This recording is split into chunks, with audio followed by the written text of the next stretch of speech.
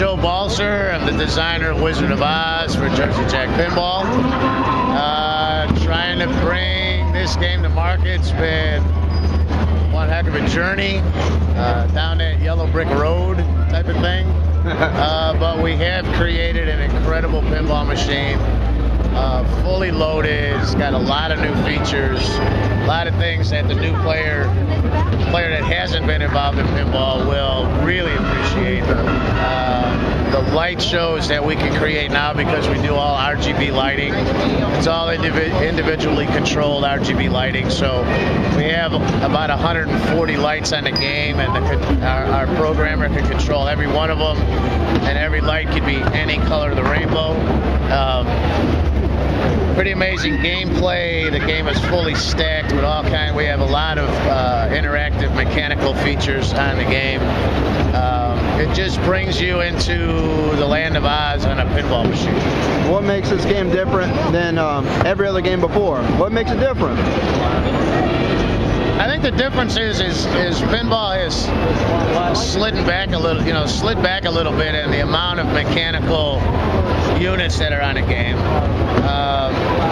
Obviously, simple games will last longer on location. You don't have to go out and do as much repair on them. But if you build a game up from the bottom up, knowing you're going to have all these mechanical features in, you have ample time to test them all, make sure that they're going to work in the field. What makes this definitely different is that we've changed the whole format, or the whole platform of the game, by adding a 26-inch monitor to the back glass. We have full animation from the movie. We have the rights to use anything we want to on the movie, and we've got a lot of custom animation. So it kind of brings it together of old pinball mechanical to what pinball should be now in 2012. And as an operator, what makes it different? I looked in there. It's different boards. They're all located in the cabinet as opposed to in the back glass. Yes. Which is for me more convenient instead of leaning over the game in between games. I mean, I do yoga, but come on, like this stuff. It looks easier to work on. Yeah. How do you structure that? Well, because of the 26-inch monitor, we kept the box the same. So the pinball footprint from any other Williams game out there, any other pinball game out there, has remained the same. We didn't change that. The 26-inch monitor was like a glove fit for that back glass. It fit perfectly. It was like it was made for that back box. So instead of putting boards behind this monitor up above it and having to remove the monitor to get to boards and everything else, we decided to put them downstairs in its own chassis. The chassis is removable in and out without any tools. The lid comes off with a couple of PEM stud fasteners, so there are no tools needed to pop it in and out. We're using all panel connectors on the back of it, so you can't pull the whole unit out and bench it. It can be benched and tested before you put it in the game in the factory.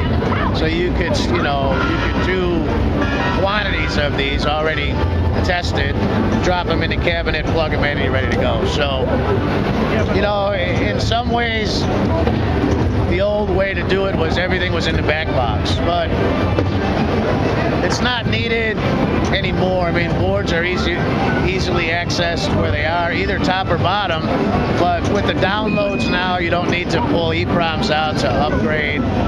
You plug in a USB and let it go. So everything's pretty much been downsized. I'm 31. I've worked in a computer since I was 3. I mean, I crawled into a computer desk and then I learned how to walk. Exactly. So I've seen that things have gone from huge to micro. I mean, your phone can run everything that my old Macs and stuff couldn't. And old PCs. So I see in there that the boards are smaller. Some of the boards like soundboard and things. They don't have to be so big.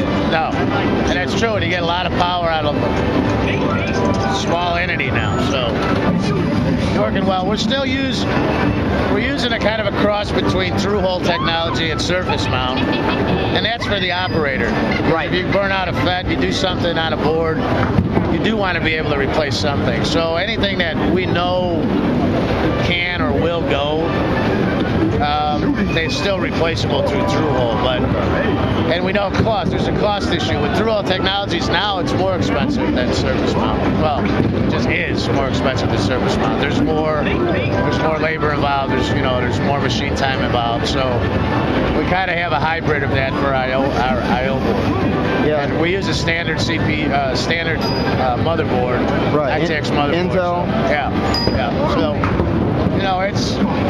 It is what it is. It's kind of grown into what it is now, and it's upward. It'll be compatible down the road also.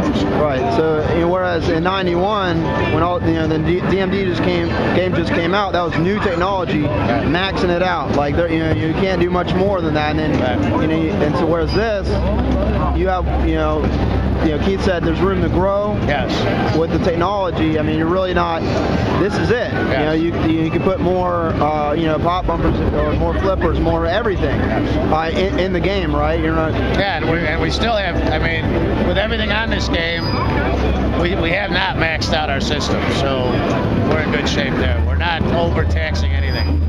And then the light boards, the LED boards underneath, they look pretty easy to work around to get to the pop bumpers and all the other mechanisms. It looks relatively easy to work on, from what I can tell. Right, and we had to do something like that just because the amount of lighting that we're using. We had to try to integrate as much as we could, and that's the way we went. What is your review of the game? What do you think of it? And I mean, what we're showing here at the show is kind of a shoot-around version of it, just to get a feel of the game and how the game shoots. But when all the game rules are in, this will be one heck of a game to play. It'll keep everybody happy. You'll be wanting to come back and play more, and that's what we're looking for. So.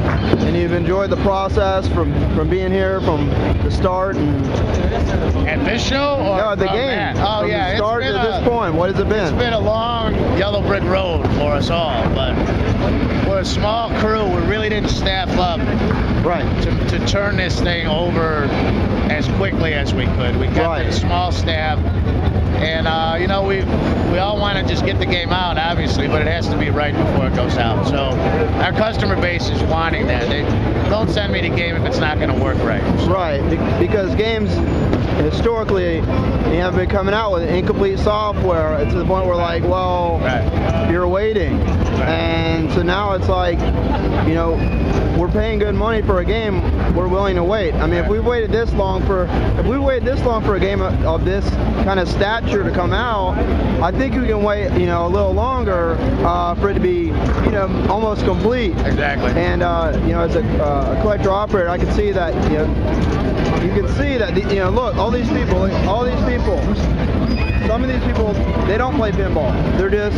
They're like other operators, or they're like people that are here. I don't know, but a lot of people ask them, they're not pinball players. But I don't know. These people are getting into it, wiggling the game around right there when you drain the ball. And one thing I was really surprised about is with all the new product here at IAAPA, with all the thousands of new product that's here, and our game got a runner-up to the most innovative new coin-op game out there. So, and it's not even 100% complete. What does that tell you? It's telling me we have one heck of a product here. We got to get it out, make it right.